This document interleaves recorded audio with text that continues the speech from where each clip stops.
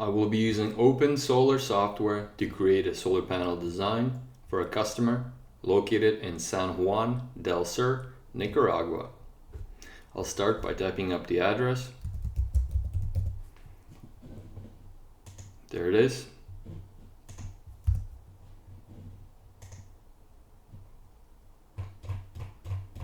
Since my search was very broad, it just points to in general direction. Here we see the coast of San Juan del Sur. Beautiful San Juan del Sur. Here we see some sailboats. I know my customer is located off of this main road.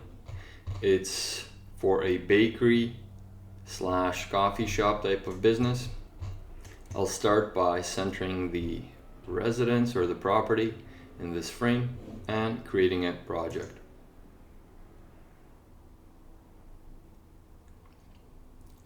Next, I'll fill in the contact information and any other information that I want to fill in the Manage tab. After filling out all the necessary information in the Manage tab, I will be going to the next tab, the Energy tab. Here, I will be entering the electricity energy consumption. I do not know the annual consumption. I will be using Open Solar built-in estimate feature. Now, I'll be selecting the medium energy consumption. Open Solar automatically calculates the estimated energy usage for a typical residence in this location. So we're dealing with 11 kilowatt hours on an annual basis. If we calculate the average daily energy consumption based on this, so dividing this by 12, dividing it by 30, we would obtain 30 kilowatt hours energy consumption on a daily basis. Based on research that I've done for San Juan del Sur, Nicaragua, the peak sunlight hours for this location is anywhere from 4 to 6 sunlight hours. That intensity increases during sunny periods or sunny months, and it decreases during the rainy season. The next important setting is in the advanced setting, and that is the energy usage profile. I'm assuming the customer is going to be a typical residential type of customer, meaning that the customer will follow what's called a double peak energy usage profile. What that is essentially is 2 peaks of energy consumption occurring early in the day when everyone gets up in the morning ready to go to work or to school. The energy consumption peaks and then it dips down and then it peaks again later in the evening when everyone gets home from work or school. Now you have several options here for the energy profile. If it's a business type of energy usage, you would click on the business hours. This is an estimate of an energy usage for a business type of a customer.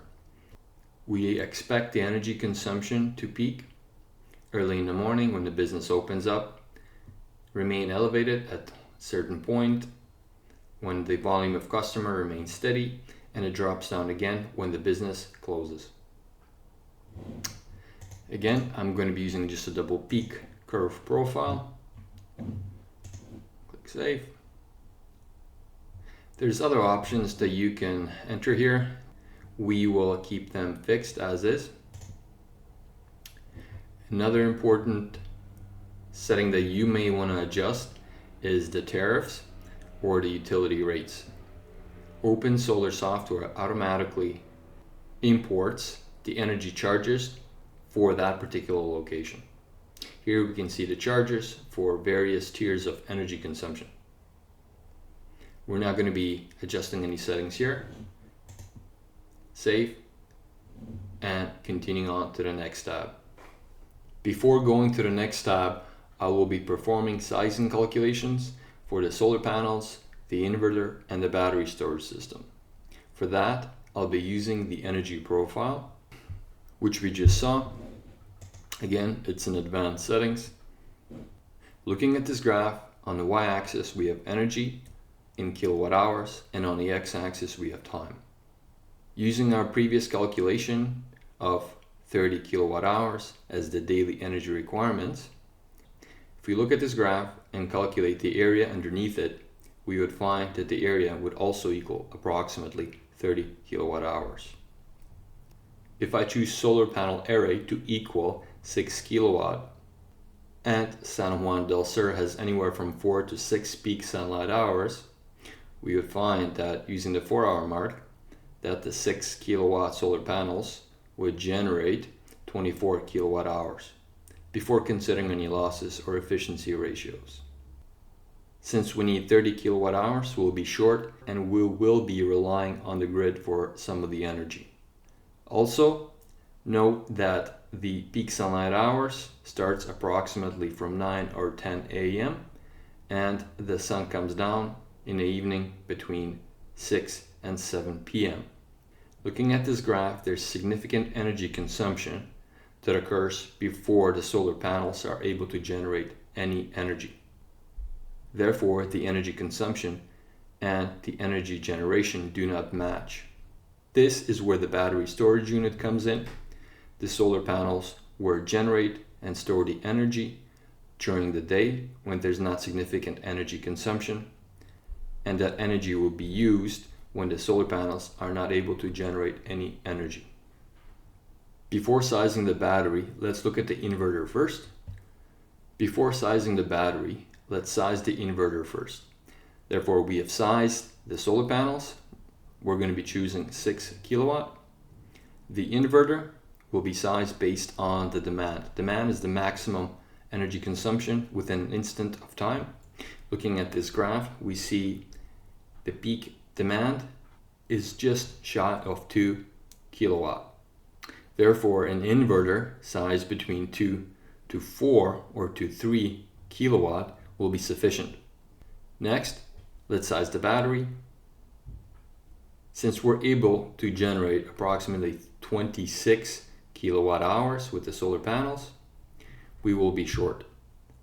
I've created a snippet to help us size the size of the battery.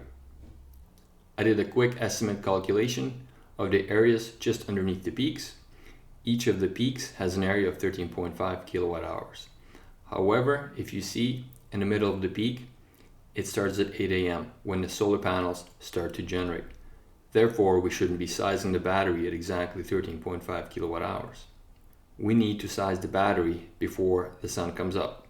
So really, we're looking at 8, maybe 10 kilowatt hours. Let's go back to our energy profile graph. If we choose to size the battery at 10 kilowatt hours, that should be sufficient enough to provide the energy before the sun comes up and before the solar panels produce any energy. Now I'm finished sizing the solar panel system, including the solar panels, the inverter, and the battery. I've selected solar panels equaling total of 6 kilowatt, the inverter sized at 3 kilowatt, and the battery at 10 kilowatt hours. These are estimate calculations, however, they give us a starting point for our design. Before beginning the design process, quick summary, I will be using 6 kilowatt solar panels. San Juan del Sur has 4 peak sunlight hours. 6 multiplied by 4 is 24 kilowatt hours of daily energy generation. Based on our calculation, we required 30 kilowatt hours, so therefore the solar panels should provide the daily energy requirements for our use. Next, I selected the 3 kilowatt inverter. How I got to that number is using this graph, and from this graph we can see that the peak demand or energy consumption at an instant of time is 2 kilowatt. We will be selecting the next size higher, which is 3 kilowatt. Lastly, I've selected a 10 kilowatt battery to meet the daily energy requirements when the solar panels are not able to provide the energy requirements. Let's start our design process by selecting the solar panel equipment. This is a road view, Bagels and Bakes, Nicaragua, San Juan del Sur. Start with the system, panels. I'm selecting the panels based on my professional experience and the high quality customer satisfaction and industry rating. I'm going with Sun Gold. 500 watts each. Since we're located north of the equator, making sure that our solar panels are directed towards the south, which they are in this case.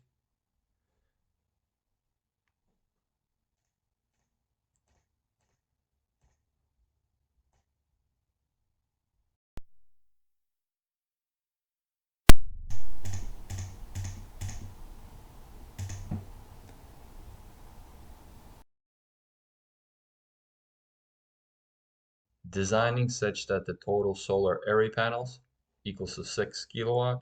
Going to our next section, we're going to add the inverter. I'm selecting a hybrid inverter based on my professional experience and again the high customer satisfaction and industry rating. I'm going with open by Solar Juice.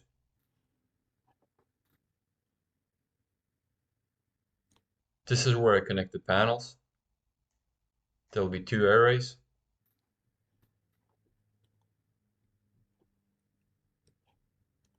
Open Solar automatically calculates the ratio of DC to AC, that is the size of our solar panels, which generate energy via DC format, and our hybrid inverter will output or invert the energy to AC.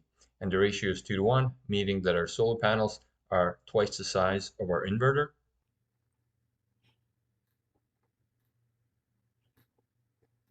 Choosing the industry price per kilowatt, that is USD dollar per kilowatt.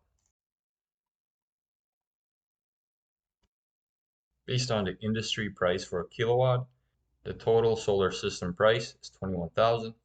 However, we forgot to add the battery. We decided that we're going to be choosing a 10 kilowatt battery. This time I'm going by Soluna battery. It's rated at 10 kilowatt hours. Again, I'm choosing the battery based on my professional experience and high customer satisfaction and industry rating. Self-consumption is the proportion of energy that is generated by solar panels that is actually consumed. So 92% of the energy that we generate, we consume of it. The rest gets exported to the grid because it's not being used. And grid independence, so we rely on the grid for 36% of the energy. Proceeding to the final section, which is the summary page or the summary tab. Here we see the cost, including the taxes, the system output, the annual energy generation output, and the energy consumption based on the consumption figures which we've entered in the energy tab, which is roughly 11,000 kilowatt hours per year, which equates to on average 30 kilowatt hours per day. Here's a summary of solar system design using Open Solar for a location in San Juan del Sur, Nicaragua. We're going with SunGold solar panels rated at 500 watts each. There's 12 of them. Total system size is at 6 kilowatt. Our inverter is by Solar Juice, rated at 3 kilowatt. We have 2 strings, each of them in series. Our DC to AC ratio, that is the solar energy generated by solar panels to inverter, is 2:1. So our DC to AC ratio is 2. Our solar panels are sized twice the size of the inverter. Our grid independence is 64%. That is, we're dependent on the grid for 36% of our required daily energy. We consume 92% of the solar energy that we generate. 8% is being exported to the grid. Our hybrid inverter enables the battery to be connected via DC. That is, the battery is connected to the AC bus bar. The way that the battery is configured is that we're able to charge the battery via solar panels and the grid. That is, there's really one inverter and one rectifier. The rectifier able to change the AC to DC energy so that the battery can be charged from the grid, and an inverter that can provide the AC energy to the loads and also charge the battery. The summary: the total solar system price is $22,500. The total solar panel system rating is 6 kilowatt. The annual energy generation is 76 kilowatt hours.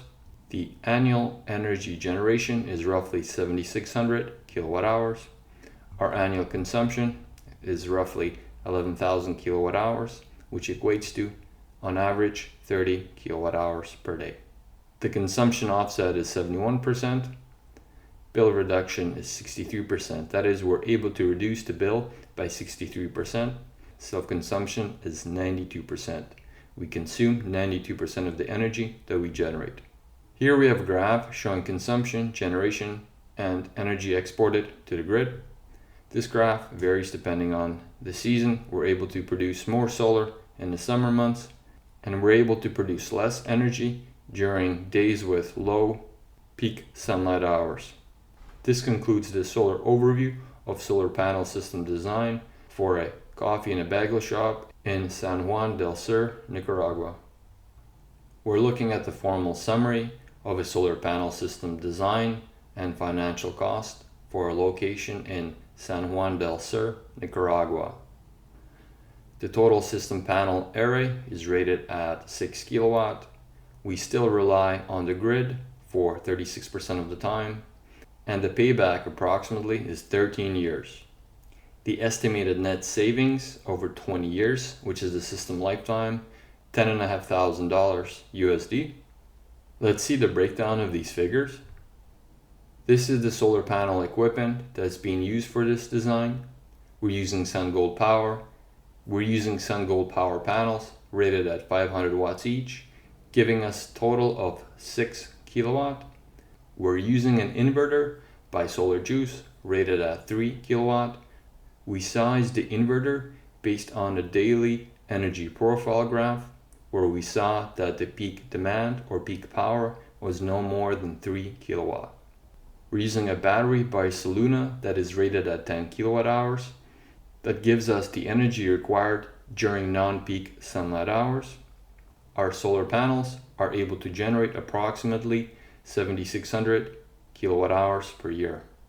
Looking at the solar system performance, we see that 71% of the daily energy required comes from the solar and approximately 29% coming from the grid. Looking at the performance graph, we see that there's significant increase in the consumption during summer months and a decrease in the winter months. We also see that the solar panels are able to generate anywhere from 18 to approximately 24 kilowatt hours on a daily basis. Looking at the daily energy flow in the winter, self-consumption is 91%. That is, we consume 91% of the solar energy that we generate. The rest gets exported to the grid. Spring, that self-consumption number decreases and export to the grid increases. In the summer, we see that the self-consumption is 100, meaning that we consume 100% of the energy that we generate. And there's very little of it that's being exported. And the reason for that is there's a significant increase in the energy consumption. Finally, looking at autumn, self-consumption is 94% approximately, and we're exporting 6% to the grid. There are environmental benefits, and those benefits is the ability to reduce CO2 emissions. The solar panel system is able to reduce approximately 4 tons of CO2 on an annual basis. Looking at the electricity bill savings, we see the first year monthly bill savings. The old bill is approximately $200 and the new bill is approximately $75. If we take the difference and sum it up over the system lifetime, which is 20 years, we obtain the lifetime bill savings, which the next graph showcases. The cumulative bill savings over the 20-year lifetime is equal to $32,974. Here we see the utility tariffs for Nicaragua. Open Solar is able to import the utility rates based on the location. Finally, the net financial impact summary. Looking at the summary of net financial impact, The approximate utility savings is equals to $33,000. The solar panel installation cost is approximately $22,500. And the difference of these two equals the estimated net savings, which is approximately $10,500. Looking at the graph, we see the initial investment, which is $22,500 being made initially, and the cumulative savings over time increases over time, and by the 20-year mark, the net savings is equals to approximately $10,500. We also see that the payback is just short of 14 years. Let's look at the detailed financials. The net present value is negative. However, this depends on interest rate set in a net present value formula. Total return on the investment is a healthy margin of 47%. And the rate of return on an annual basis is 4%. Electricity consumption is a constant figure throughout the system lifetime. That is because we set that as a constant. The solar generation starts at approximately 7,600 and finishes at approximately 6,600 kilowatt hours. The reason why it decreases because there's a wear and tear, and the ability of the solar panels to generate solar energy decreases over the system lifetime. In the third column, we have the utility bill before the new system, and in the fourth column, we have the utility bill after the new system installation. The difference of these two is the annual savings. In the sixth column, we have the total installation cost and the net savings in the seventh column. In the last column, we have the cumulative impact, and it starts as a negative number and increases towards the 20th year mark. By the 20th mark, the cumulative savings equals to the estimated lifetime savings, which is approximately $10,500. This concludes the formal review of the solar panel system, including the financial cost, environmental benefits, and the payback calculation. Let's look at the single line diagram for solar panel system design for a location in San Juan del Sur, Nicaragua. On the left, we see two solar panel arrays, each of them connected in series and then in parallel. We see that the solar panels are connected to the inverter via DC isolator. The DC energy gets converted to AC and supplied to the loads via the bus bar. The inverter and the bus bar are separated by an AC isolator. Due to the hybrid inverter that we're using, we're able to connect the battery, which stores DC energy, to the AC bus bar. With this configuration, we're able to charge the battery from the grid, which provides AC energy, and from the inverter that also provides the AC energy.